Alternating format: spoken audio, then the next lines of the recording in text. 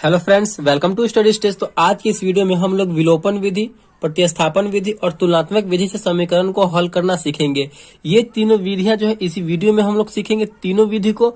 ये जो तीनों विधियां हैं ये आपके क्लास 10th की बोर्ड एग्जाम में किसी एक विधि पे आपके सवाल पूछ ही लेता है। जैसे कि विलोपन विधि से भी पूछ सकता है, प्रतिस्थापन विधि से भी, तुलनात्मक विधि से भी। तो वीडियो को लास्ट तक जरूर देखिएगा जिससे कि आपको क्लास 10th की बोर्ड एग्जाम में कोई भी क्वेश्चन न छूटे। चलिए हम बारी बारी से इन तीनों विधि से समीकरण को सॉल्व करते हैं। बहुत ही अच्छे तरीके से मैं आपको बताऊंगा। तो यहाँ पे हमने एक समीकरण ले लिया है, इक्वेशन ले लिया है x minus 3y equal to 7। ये जो है हमारा ये पहला समीकरण है। ठीक, हमने दूसरा समीकरण लिया है 3x minus 3y equal to 15। ये हमारा दूसरा समीकरण है। तो इस समीकरण को हम विलोपन विधि से पहले सॉल्व करते हैं। देखिए इसको आप समझिए, विलोपन। विलोपन कहने का मतलब क्या है? लुप्त, यानी विलोपन, लुप्त कर देना है इसको। हमें इसे हम लुप्तीकरण विधि भी बोलते हैं। तो विलोपन मतलब एक को हमें छुपा देना है, लुप्त कर देना है। तो बस इसी से समझिए, इसमें से किसी एक टर्म को, एक्स वाले वेरिएबल को या फिर वाई वाले वेरिएबल को हमें क्या कर देना है? तो छुपा देना है। तो चलिए इसे कैसे हम छुपाएंगे, कैसे हमें इसको छुपाना होता है। तो आपको कोई एक न एक वेरिएबल जो है आपका सेम होना चाहिए। जैसे कि यहाँ पे 3y है, यहाँ पे 3y है, तो ये जो हमारा सेम है, तो यहाँ पे इसको जो है हम कट कर सकते हैं। यहाँ पे आपको एक को हटाना होगा, काटना होगा। यही आपको सोचना है विलोपन विधि में। अब x वाला है तो x को भी कर सकते हैं, y वाला या y को भी कर सकते हैं। किसी एक को आपको यहाँ से हटाना होता है। तो यहाँ पे देखिए, अगर यहाँ पे माइनस में, यहाँ पे भी माइनस में है, तो इसको हम घटाते हैं। तो घटाने से क्या होगा हमारा? यहाँ पे देखिए नीचे वाला चिन्ह जो है घटाव है, घटा रहे हैं, तो घटाव घटाव हो जाएगा, माइनस माइनस मिलकर हो जाएगा प्लस। तो हमारा एक टर्म हो जाएगा प्लस में और एक माइनस में। तो प्लस और माइनस दोनों सेम सेम है, तो एक प्लस में एक माइनस में, तो हमारा वाई वाला टर्म कैंसिल हो जाएगा। तो बस यही सोचना है, थोड़ा सा दिमाग लगाना है और इसी टाइप से सॉल्व करना है। तो यहाँ पे हम बिल्कुल जैसे हम बना रहे हैं उसी टाइप से अगर बनाते हैं तो आपको अच्छे नंबर मिल सकते हैं, बिल्कुल बोर्ड की एग्जाम जैसे। जैसे कि यहाँ पे आपको लिखना होगा समीकरण 1 और 2 को घटाने पर।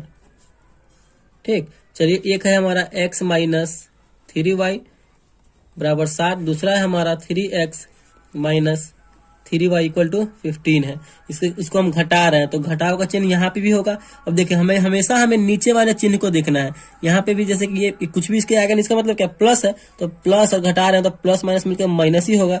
यहाँ पे माइनस है, तो इसी चिन्ह को हमेशा हमें देखना है। तो माइनस है और हम घटा रहे हैं, पहले से यहाँ पे माइनस दिया और अब हम घटा रहे हैं, तो घटाव मिलकर क्या हो जाएगा? यहाँ पे प्लस हो जाएगा। आपको हमेशा इसी चिन्ह को लेकर के चलना है। यहाँ पे देख कुछ नहीं, इसका मतलब क्या? प्लस में है, हम क्या कर रहे हैं? तो घटा रहे हैं, तो प्लस माइनस मिलकर हो जाएगा माइनस। चलिए यहाँ पे देखिए x में से यहाँ पे -3, अब ये हो गया माइनस में, हो गया -3x हो गया। x में से 3x घटेगा, यानी कम में से ज्यादा घट रहा है, तो माइनस में क्या बचेगा? 2x बचेगा। ठीक, और यहाँ पे देखिए एक प्लस में 3x है, एक माइनस में 3y है बोले, तो यहाँ पे ये टर्म कैंसिल हो जाएगा। हमें यही करना है, विलुप्त करना है किसी एक न एक टर्म को। तो यहाँ पे हमने y वाले टर्म को विलुप्त कर दिया है विलोपन विधि से। अब इसमें देखिए 7 में से 15 घटेगा, या 15 माइनस में हो गया और 7 प्लस में है, तो यहाँ पे कम में से ज्यादा घट रहा है, तो माइनस यहाँ पे हो जाएगा 8। ठीक, 7 में से 15 घटेगा तो माइनस में 8 हो जाएगा। देखिए बराबर के दोनों तरफ माइनस है, तो माइनस से माइनस यहाँ पे क्या हो जाएगा? तो कैंसिल हो जाएगा। ठीक, तो x इक्वल टू हमारा यहाँ पे x का वैल्यू निकल के आ जाएगा कितना? तो देखिए x इक्वल टू हो जाएगा 8, तो अपने जगह पे है, गुना में लगा हुआ है x के 2, तो बराबर किधर आएगा? तो भाग में हो जाएगा। तो 8 में 2 से भाग देंगे तो कितनी बार में कटेगा? 4 बार में कटेगा। यानी हमारा जो है एक वैल्यू आ गया x का, x इक्वल टू 4। अब हम जब x का वैल्यू प्राप्त कर लिए तो इसी x के वैल्यू को हम समीकरण 1 में या फिर समीकरण 2 में रख देंगे, तो हमारा y का वैल्यू भी पता हो जाएगा। ठीक, तो चलिए समीकरण 1 में या फिर 2 किसी में भी आप रख सकते हैं। चलिए यहाँ पे हम लिख देते हैं समीकरण 1 में ही रखते हैं। समीकरण 1 में x का मान रखने पर, बिल्कुल इसी टाइप से आपको लिखते चलना है, बनाते चलना है बोर्ड एग्जाम में भी। तो हमारा एक समीकरण 1 क्या है?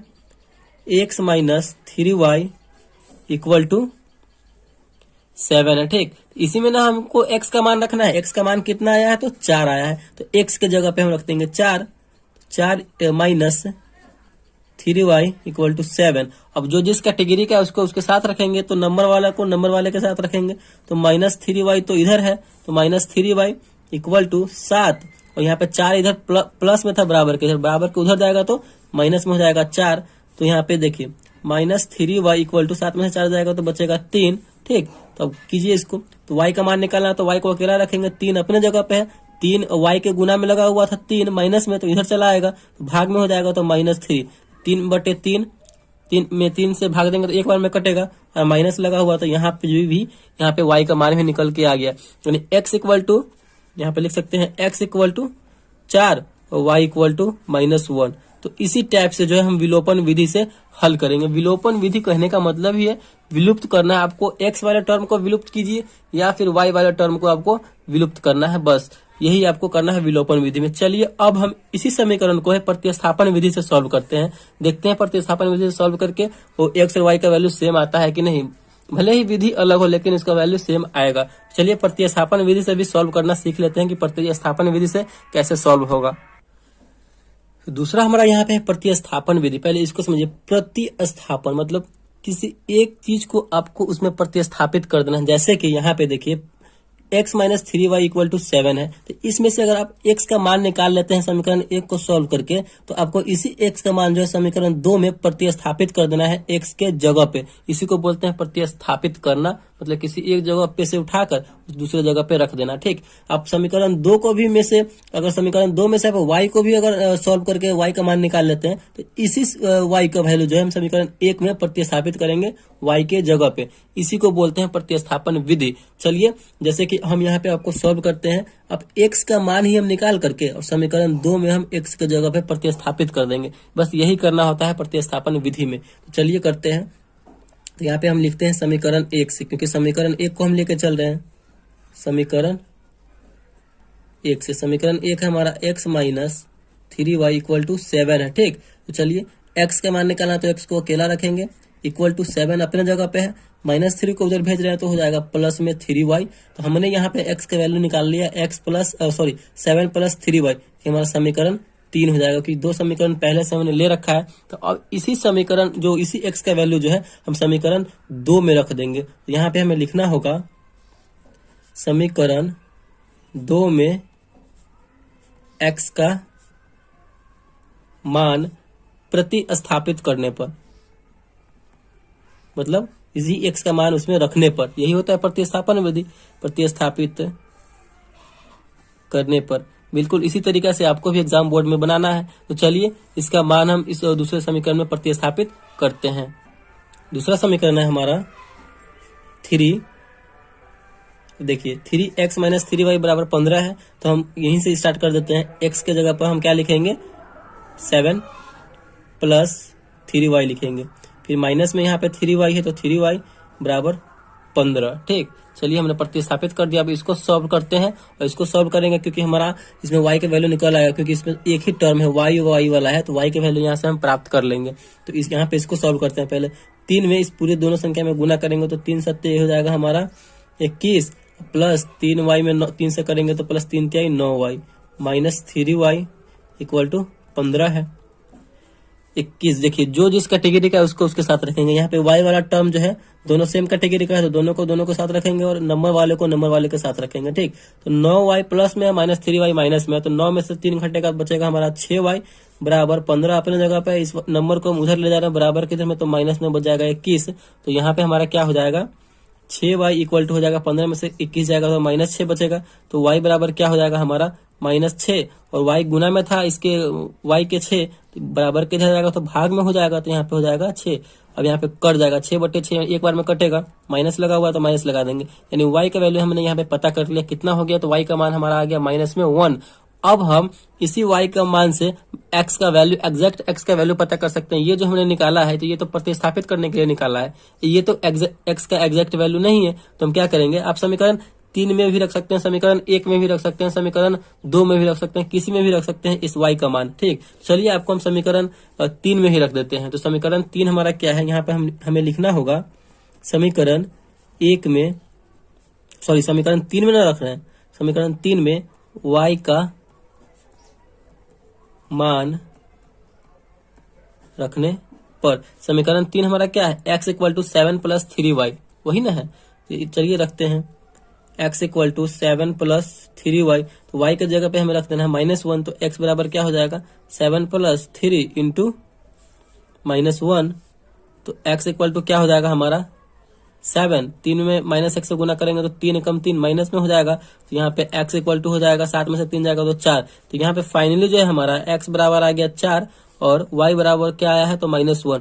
यहाँ पे हमने भी यहाँ पे प्रतिस्थापन विधि से भी हमने x बराबर 4 और y बराबर -1 प्राप्त कर लिया है। तो आप किसी भी विधि से बनाएंगे आंसर तो बिल्कुल सेम ही आएगा। तो हमने प्रतिस्थापन विधि से भी इस इक्वेशन को सॉल्व कर लिया और सीख लिया है कि कैसे हम प्रतिस्थापन विधि से किसी भी समीकरण को हल कर सकते हैं। अब हमारा लास्ट बचता है तुलनात्मक विधि। तो चलिए तुलनात्मक विधि से भी सॉल्व करते हैं इसी समीकरण को।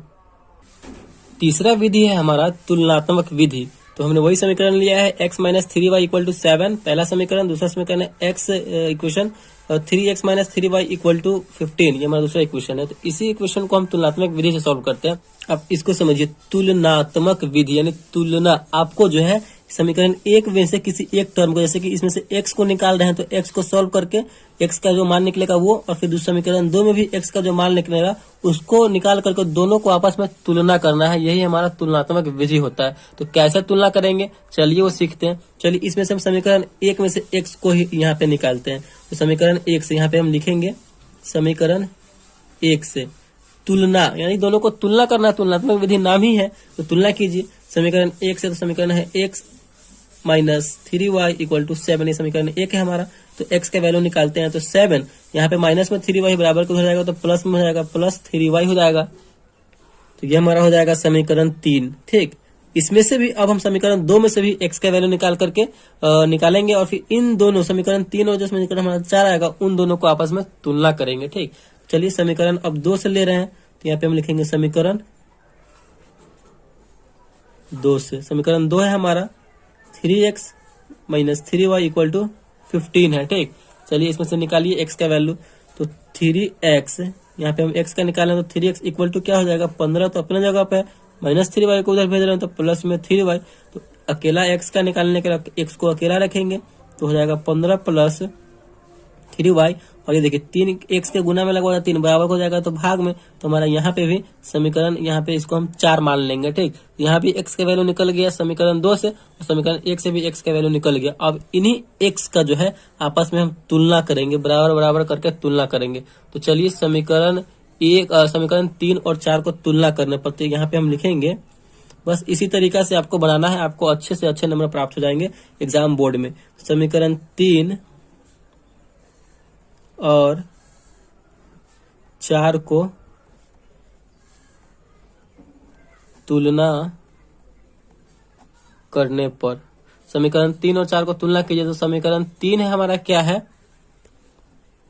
7 प्लस 3y इक्वल टू, तुलना करने का मतलब क्या, दोनों को बराबर बराबर में रखना है, इक्वल में करना है। और समीकरण 4 हमारा क्या है 15 प्लस 3y बटे में 3 है तो 3। अब इसी को हम सॉल्व कर देंगे तो यहाँ पे हमारा सिर्फ एक y वाला टर्म है तो y का मान यहाँ पे निकल के आ जाएगा। ठीक, चलिए कीजिए। अब देखिए यहाँ पे जो है 3 जो है बटे में लगा हुआ है, इधर बराबर के इधर ले आएंगे तो गुना में हो जाएगा। तो हमारा यहाँ पे गुना में हो जाएगा 3 इंटू 7 प्लस 3y। तो इन दोनों में 3 से गुना हो जाएगा। तो इधर क्या बचा, सिर्फ 15 प्लस 3y बचा। इसको आप सॉल्व कीजिए। 3 में 7 से करेंगे तो 3 7 21 प्लस 3 में y में 9, 3 से करेंगे तो 3 3 9y equal to 15 plus 3y। जो जिस कैटेगरी का है उसको उसके साथ रखेंगे, जैसे कि यहाँ पे नंबर वाला टर्म नंबर वाले के साथ और y वाला टर्म y वाले के साथ। तो यहाँ पे 21 तो अपने जगह पे है, 15 को इधर ला रहे हैं तो माइनस में हो जाएगा 15। 3y तो अपने जगह पे है, बराबर के उधर जाएगा, 9y प्लस में था तो इधर हो जाएगा माइनस में। तो यहाँ पे 21 में से 15 घटेगा तो कितना बचेगा 6 बचेगा। 3y में से 9y घटेगा तो माइनस में 6y घटेगा, क्योंकि कम में से ज्यादा घट रहा है।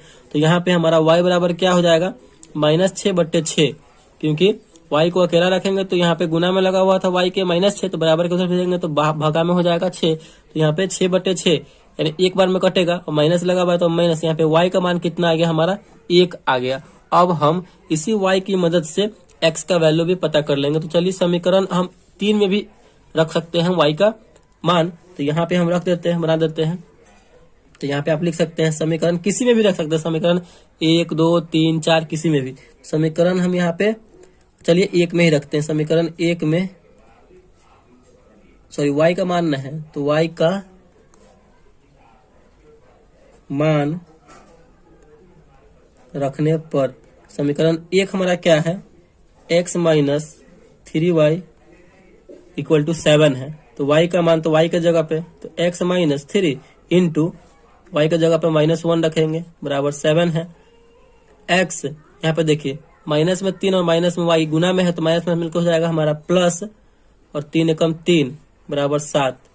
ठीक, तो x इक्वल टू क्या हो जाएगा 7 बराबर को हो जाएगा प्लस में 3 तो माइनस में हो जाएगा, तो x इक्वल टू क्या हो जाएगा 7 में से 3 घटेगा तो हमारा बचेगा 4।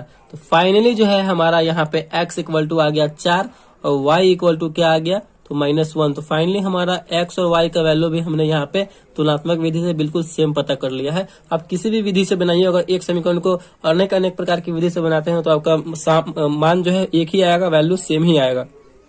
तो आई होप आपको जो है प्रतिस्थापन विधि, विलोपन विधि और तुलनात्मक विधि तीनों अच्छे तरीके से समझ में आ गया होगा, और तरीका भी आपको अच्छे से समझ में आ गया होगा कि तीनों तरीका को हम किस प्रकार सॉल्व करेंगे, किस टाइप से हम सोचेंगे कि ये हमारा समीकरण सॉल्व हो जाए।